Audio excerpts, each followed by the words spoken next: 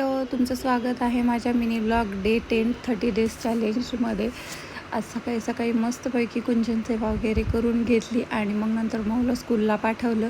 मग नंतर किट्टूला झोपी घालून मग नंतर स्वयंपाकाला तयारीला लागले, कारण की आज मला पटापटा कामं आवरायची होती।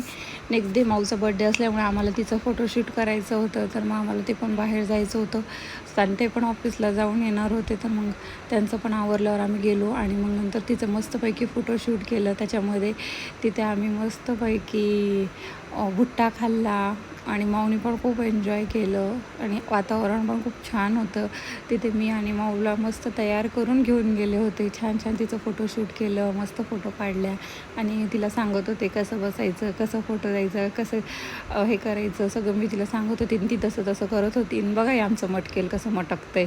बड्डे असलं की खरंच लहान लेकरं कितीच मटकतात। आपण पण लहान असताना असंच काही केलं असेल ना। चला तर भेटूया नेक्स्ट व्लॉगमध्ये। बाय।